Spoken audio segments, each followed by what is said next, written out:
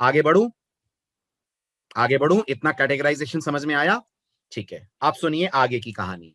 ठीक है, जैसा आपने देखा सी लैंग्वेज 1972 में बनी थी। ठीक है, अब ये बताइए 1972 से पहले दुनिया में प्रोग्रामिंग होती थी कि नहीं होती थी? होती थी, बिल्कुल होती थी। 1972 से पहले भी दुनिया में प्रोग्रामर्स थे।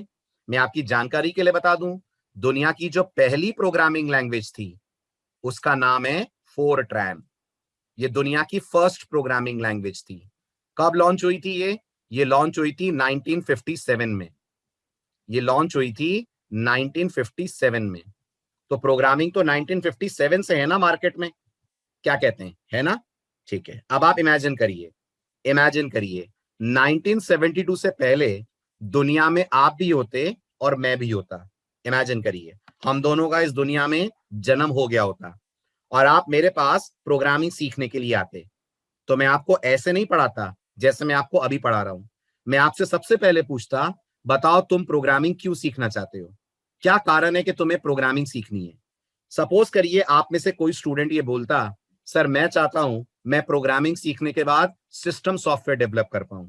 मेरी इच्छा है आप मेरे को ऐसी प्रोग्रामिंग सिखाओ कि मैं भी ऑपरेटिंग सिस्टम्स बना पाऊं। अगर ये इच्छा आप 1960s में रखते तो आपको दुनिया की सबसे मुश्किल लैंग्वेज सीखनी पड़ती। अगर आप कंप्यूटर साइंस ब्रांच से हैं तो आपने इस लैंग्वेज का नाम जरूर सुना होगा और इस लैंग्वेज का नाम है असेंबली लैंग्वेज। ये दुनिया की सबसे टफ लैंग्वेज थी, लेकिन ये एकमात्र लैंग्वेज थी जिसमें लोग क्या डेवलप करते थे? जल्दी बोलिए, जिसमें लोग क्या डेवलप करते थे? जिसमें लोग डेवलप करते थे सिस्टम सॉफ्टवेयर। ये एकमात्र लैंग्वेज थी जिसमें उस जमाने में लोग सिस्टम सॉफ्टवेयर डेवलप करा करते थे। ठीक है, अब सपोज करिए आपने दिन रात एक करके असेंबली लैंग्वेज सीख ली, पर कल को जब आपकी जॉब लगी, जब आप किसी कंपनी में गए, तो उस कंपनी में गेम्स डेवलप होते हैं या उस कंपनी में म्यूजिक प्लेयर डेवलप होते हैं। तो मैं आपको बता दूं, असेंबली में हम गेम या म्यूजिक प्लेयर नहीं बनाते। असेंबली यूज होती है only and only for developing system level software. अगर आपको गेम्स बनाने हैं, अगर आपको म्यूजिक प्लेयर बनाना है 60s में, तो आपको एक लैंग्वेज सीखनी पड़ती थी जिसका नाम हुआ करता था पास्कल। सुना है आपने ये नाम कभी? बहुत पुरानी लैंग्वेज है ये भी। इस लैंग्वेज का नाम हुआ करता था पास्कल। ऐसे ही उस जमाने में लोग एक लैंग्वेज सीखा करते थे जिस लैंग्वेज का नाम हुआ करता था कोबोल। ये उस जमाने की लैंग्वेजेस थी जिसमें लोग क्या डेवलप करते थे? जिसमें लोग डेवलप करा करते थे एप्लीकेशन सॉफ्टवेयर। और असेंबली लैंग्वेज में क्या डेवलप करते थे? असेंबली में डेवलप करा करते थे सिस्टम सॉफ्टवेयर। यानी आप समझने की कोशिश करिए 1960s में प्रोग्रामिंग कितनी डिफिकल्ट थी। आपको जैसा प्रोग्राम बनाना था आपको उसके हिसाब से लैंग्वेज सीखनी पड़ती थी। आप सब मैथ्स के बैकग्राउंड से हैं? जल्दी बताओ, आप सब मैथ्स के बैकग्राउंड से हैं? राइट। मैथ्स के कुछ इंपॉर्टेंट टॉपिक्स के नाम ले रहा हूं, बताइए। सुने? क्वाड्रेटिक इक्वेशन सुना है? क्वाड्रेटिक इक्वेशन, डिफरेंशिएशन, इंटीग्रेशन, ये सब के नाम सुने होंगे ना आपने अपने स्कूल लाइफ में। अगर आपको इनके प्रोग्राम्स बनाने पड़ते थे 60s के एरा में, तब आपको एक लैंग्वेज सीखनी पड़ती थी। अब भी मैंने आपसे उसका नाम शेयर करा, उसका नाम था फोरट्रैन। फोरट्रैन का फुल फॉर्म क्या है? फोरट्रैन का फुल फॉर्म होता है फॉर्मूला ट्रांसलेशन। यानी फोरट्रैन की मदद से प्रोग्रामर मैथमेटिकल प्रॉब्लम सॉल्व करता था। तो सोचिए, गेम्स बनाने तो प्रोग्रामर को सीखनी पड़ती थी पास्कल, सिस्टम सॉफ्टवेयर बनाना है तो प्रोग्रामर को सीखनी पड़ती थी असेंबली लैंग्वेज, मैथ से रिलेटेड काम करना है तो प्रोग्रामर को सीखनी पड़ती थी फोरट्रैन। आधे से ज्यादा जिंदगी प्रोग्रामर की सिर्फ प्रोग्रामिंग सीखने में निकल जाती थी। तो मिस्टर डेनिस रिची और मिस्टर ब्रायन कर्निगन ने सोचा कि क्यों ना एक सिंगल लैंग्वेज ऐसी बना दी जाए, क्यों ना एक सिंगल लैंग्वेज ऐसी बना दी जाए जिसमें इतनी पावर हो, इतनी स्ट्रेंथ हो कि उसको सीखने के बाद हम चाहें तो सिस्टम सॉफ्टवेयर डेवलप कर लें और हम चाहें तो डेवलप कर लें application software. I repeat, mister Dennis Ritchie और मिस्टर ब्रायन कर्निगन ने सोचा कि क्यों ना एक सिंगल लैंग्वेज ऐसी बना दी जाए जिसको सीखने के बाद हम चाहें तो उसमें डेवलप कर लें सिस्टम सॉफ्टवेयर और हम चाहें तो उसमें डेवलप कर लें एप्लीकेशन सॉफ्टवेयर। इस सेंट्रल आइडिया को दिमाग में रखकर इन लोगों ने सी लैंग्वेज को डिजाइन करा। तो अगर आपसे इंटरव्यू में कोई पूछता है, बताइए सी की सबसे इंपॉर्टेंट स्ट्रेंथ क्या है? बताइए सी की सबसे इंपॉर्टेंट पावर क्या है, तो आप बोल कर आएंगे सी दुनिया की सबसे वर्सेटाइल लैंग्वेज है। सी दुनिया की सबसे वर्सेटाइल लैंग्वेज है। वर्सेटाइल समझते हैं? जल्दी जल्दी बोलिए, वर्सेटाइल समझते हैं? वर्सेटाइल मतलब ऑलराउंडर। वर्सेटाइल मतलब ऑलराउंडर। एक ऐसी लैंग्वेज जिसमें आप हर तरीके के सॉफ्टवेयर डेवलप कर सकते हैं। यानी सी अकेली ऐसी लैंग्वेज है, गौर से सुनना, सी अकेली ऐसी लैंग्वेज है जिसमें हम डेवलप कर सकते हैं सिस्टम सॉफ्टवेयर, और इसी में हम लोग डेवलप कर सकते हैं एप्लीकेशन सॉफ्टवेयर। अगर आप आज का लेक्चर ध्यान से सुन रहे हैं तो मुझे बताइए, आज दुनिया की टॉप लैंग्वेज जावा और पाइथन है ना? जल्दी बोलिए, आज दुनिया की टॉप लैंग्वेजेस जावा और पाइथन है ना? राइट। मैं आपकी जानकारी के लिए बता दूं, व्हाट्सएप जावा में बना है, व्हाट्सएप जावा में डिजाइन करा गया है। यूट्यूब पाइथन का प्रोडक्ट है, यूट्यूब पाइथन में डिजाइन करी गई है। इंस्टाग्राम सुना है आपने? इंस्टाग्राम नाम सुना है? इंस्टाग्राम भी पाइथन का प्रोडक्ट है, इंस्टाग्राम भी पाइथन में डेवलप करी गई है। लेकिन सोचिए, यूट्यूब, इंस्टाग्राम, व्हाट्सएप, ये सब एप्लीकेशन सॉफ्टवेयर हुए ना? जल्दी बोलिए, ये सब एप्लीकेशन सॉफ्टवेयर हुए ना? इनमें से कोई भी सिस्टम सॉफ्टवेयर नहीं है। तो अगर मैं आपसे पूछूं क्या मैं पाइथन में ऑपरेटिंग सिस्टम बना सकता हूं, तो आपका जवाब होगा नहीं बना सकते। पाइथन ऑपरेटिंग सिस्टम्स नहीं बना सकती, जावा ऑपरेटिंग सिस्टम नहीं बना सकती। पर क्या हम सी में ऑपरेटिंग सिस्टम बना सकते हैं?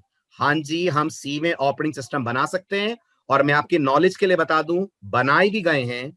दुनिया का सबसे पावरफुल ऑपरेटिंग सिस्टम, जो ना होता तो आज इंटरनेट ना होता, जो ना होता तो आज गूगल के सर्वर्स ना होते, उस ऑपरेटिंग सिस्टम का नाम है यूनिक्स। और यूनिक्स ऑपरेटिंग सिस्टम डेवलप करा गया है using C programming language. Unix operating system को सी लैंग्वेज में डिजाइन करा गया है। तो जो आप इंटरनेट एक्सेस करते हैं, इतनी बड़ी बड़ी वेबसाइट्स आप विजिट करते हैं, इनके सर्वर पे जो ऑपरेटिंग सिस्टम काम करता है, आई होप आपने सुना होगा, एक यूनिक्स है और एक यूनिक्स का जीयूआई वर्जन है लिनक्स। दोनों के नाम सुने? दोनों के नाम सुने? ये दोनों are product of C programming language. इन दोनों को सी लैंग्वेज में बनाया गया है। अब मैं आपको एक मजेदार बात बताता हूं। लेक्चर ध्यान से सुन रहे हैं आप? लेक्चर अगर ध्यान से सुन रहे हैं तो मैं आपको एक मजेदार बात बताता हूं, ठीक है? गौर से सुनिएगा। यूनिक्स ऑपरेटिंग सिस्टम 1965 में डिजाइन करा गया था। यूनिक्स ऑपरेटिंग सिस्टम 1965 में बना था। बताइए, कुछ अजीब बात लगी आपको? लगी? एक तरफ मैं कह रहा हूं यूनिक्स सी में बना है ना? अगर आप वापस चलें पिछली स्लाइड्स पे, तो मैंने कहा सी लैंग्वेज की लॉन्चिंग 72 में हुई है। अगर सी 72 में हुई है तो यूनिक्स कैसे बना 1965 में?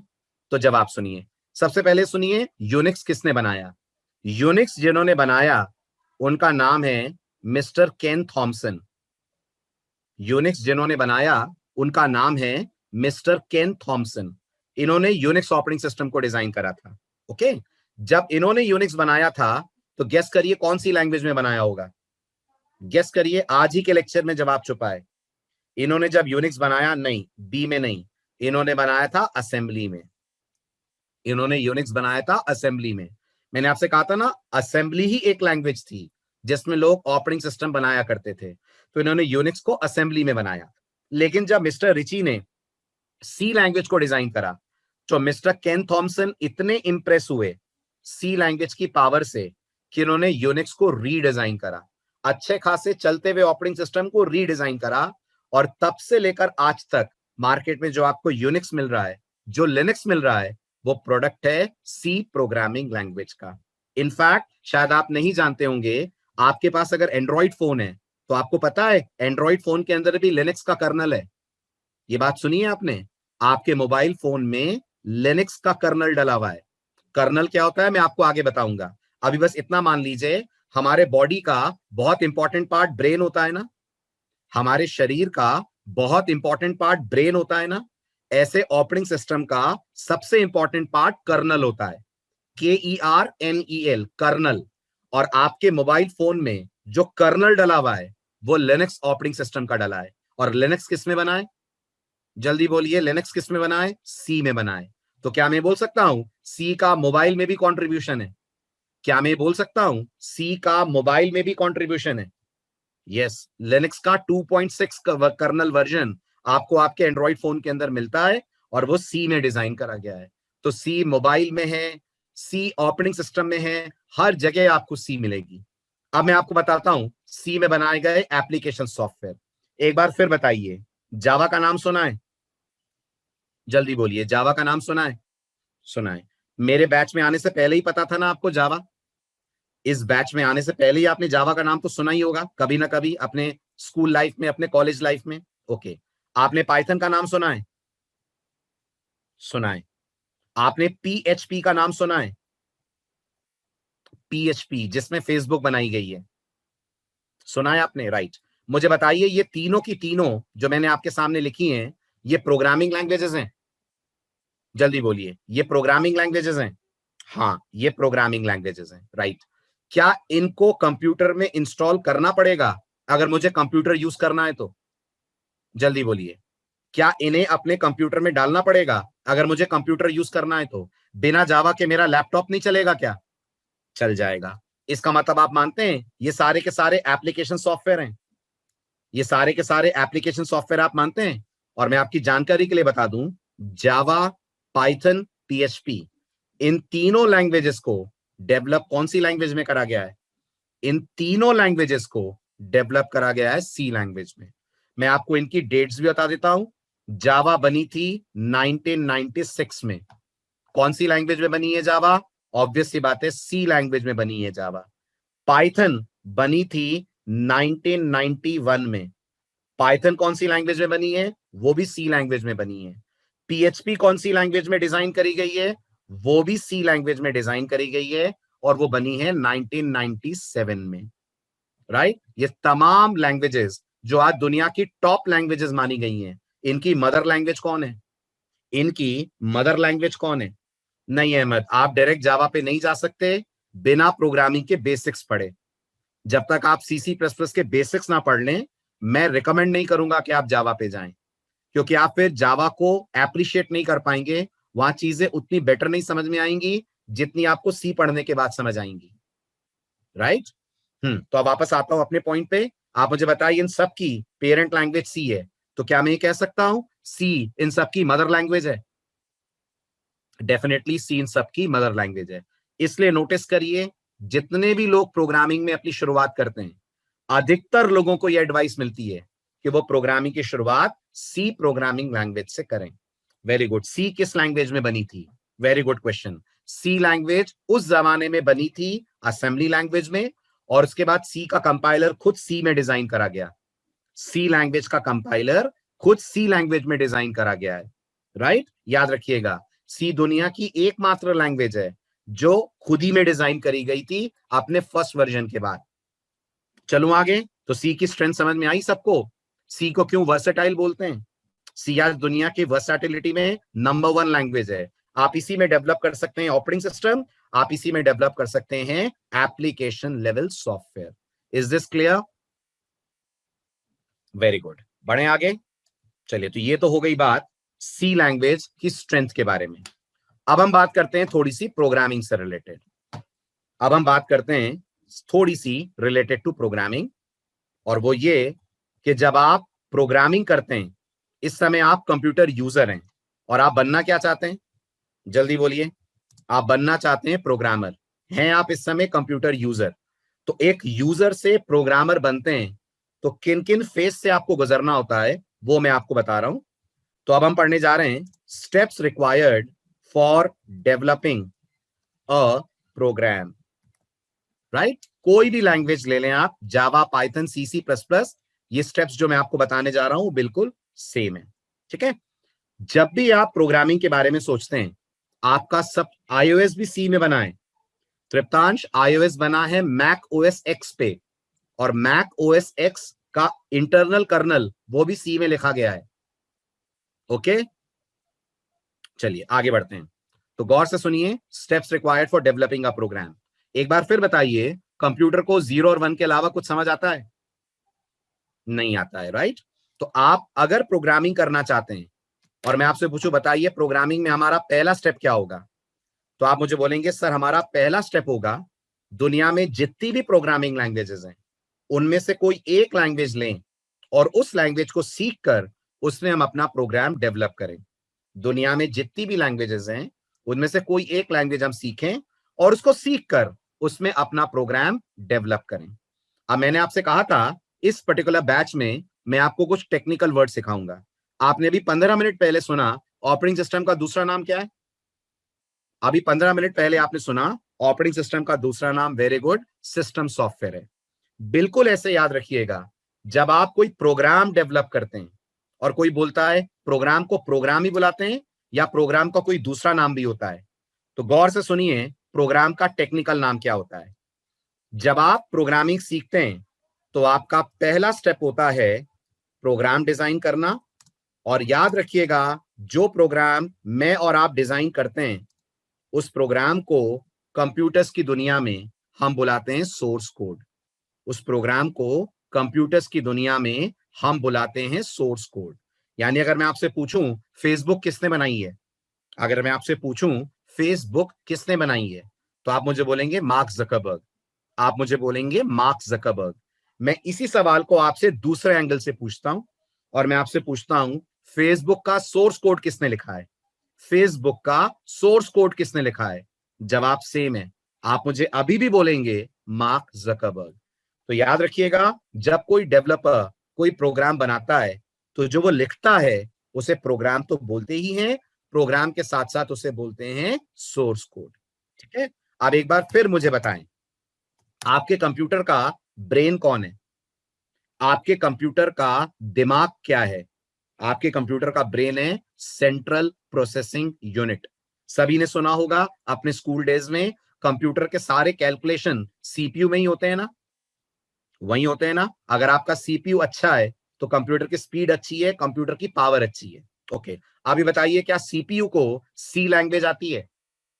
क्या सीपीयू को सी लैंग्वेज आती है? नहीं आती है। सी प्लस प्लस आती है? नहीं आती है। जावा, पाइथन, पीएचपी कुछ नहीं आता है। सीपीयू को सिर्फ एक भाषा आती है, which is the binary language, which is the language of zeros and ones. अभी बताइए क्या हमारा सोर्स कोड बाइनरी में है? क्या हमारा सोर्स कोड बाइनरी में है? नहीं, हमारा सोर्स कोड तो सी प्रोग्रामिंग लैंग्वेज में है। हमने तो उसे सी में लिखा है। तो जब तक ये बाइनरी में कन्वर्ट नहीं होगा, क्या सीपीयू को ये कोड समझ आएगा? जब तक ये बाइनरी में कन्वर्ट नहीं होगा, क्या सीपीयू को ये समझ में आएगा? कभी नहीं आएगा, हरगिज नहीं आएगा। इसलिए प्रोग्राम लिखने के बाद हमारा जो सेकंड स्टेप होता है वो होता है प्रोग्राम को सोर्स कोड से मशीन कोड या बाइनरी कोड में ट्रांसलेट करना। और हमारे कोड को बाइनरी में ट्रांसलेट करने के प्रोसेस को, गौर कीजिएगा, हम लोग बोलते हैं compilation of the source code. हमारे कोड को बाइनरी में ट्रांसलेट करने के प्रोसेस को हम लोग बोलते हैं compilation of the source code. आपको लगेगा सर इसको कंपाइलेशन क्यों बोलते हैं, तो मैं उसका कारण बता दूं आपको। मैंने आपसे कहा प्रोग्रामिंग लैंग्वेजेस ट्रांसलेटर्स होती हैं, लेकिन असलियत यह है प्रोग्रामिंग लैंग्वेज ट्रांसलेट नहीं करती। प्रोग्रामिंग लैंग्वेज का एक पार्ट है जो ये ट्रांसलेशन करने का काम करता है। और क्या कहलाता है ये पार्ट? ये पार्ट अपने आप में कहलाता है कंपाइलर। मैं फिर दोहराता हूं, मैंने आपसे लेक्चर की शुरुआत में कहा प्रोग्रामिंग लैंग्वेजेस ट्रांसलेटर्स होती हैं। हकीकत यह है प्रोग्रामिंग लैंग्वेजेस ट्रांसलेट नहीं करती, उनका एक पार्ट ट्रांसलेट करता है और उस पार्ट को हम लोग बोलते हैं कंपाइलर। ये बिल्कुल वैसी ही बात है जैसे जब हम गाड़ी पे किक मारते हैं, जब हम टू व्हीलर पे किक मारते हैं तो हम यही बोलते हैं ना गाड़ी स्टार्ट हुई। आम बोलचाल में तो यही बोलते हैं ना गाड़ी स्टार्ट हुई। लेकिन अगर आप इंजीनियरिंग के पॉइंट ऑफ व्यू से सोचें तो गाड़ी थोड़ी स्टार्ट हुई, स्टार्ट इंजन हुआ ना, गाड़ी थोड़ी स्टार्ट हुई, स्टार्ट तो उस गाड़ी का या बाइक का इंजन हुआ ना। बिल्कुल ऐसे प्रोग्रामिंग के साथ होता है। हम बोलते जरूर हैं कि लैंग्वेज ट्रांसलेट कर रही है, लेकिन ये ट्रांसलेशन एक्चुअल में कौन कर रहा है? ये ट्रांसलेशन कर रहा है एक सॉफ्टवेयर जिसका नाम होता है कंपाइलर। क्या कहलाता है कंपाइलर अपने आप में? कंपाइलर अपने आप में कहलाता है ट्रांसलेटर। तो क्या बस कंपाइलर में ही नाम का ट्रांसलेटर अवेलेबल है? नहीं, ट्रांसलेटर याद रखिएगा दुनिया में तीन तरह के होते हैं। प्रोग्रामिंग में तीन तरह के ट्रांसलेटर्स होते हैं। कौन कौन ट्रांसलेटर्स होते हैं प्रोग्रामिंग में तीन तरह के? तो मैं आपको बता दूं, प्रोग्रामिंग में सबसे पॉपुलर ट्रांसलेटर होता है कंपाइलर। कौन यूज करता है इस कंपाइलर को? इसे सी यूज करती है, इसे सी प्लस प्लस यूज करती है। दूसरा पॉपुलर ट्रांसलेटर प्रोग्रामिंग में होता है जिसे बोलते हैं इंटरप्रेटर। ये भी एक तरीके का ट्रांसलेटर होता है। इसे कौन यूज करता है? इसे पीएचपी जैसी लैंग्वेजेस यूज करती हैं।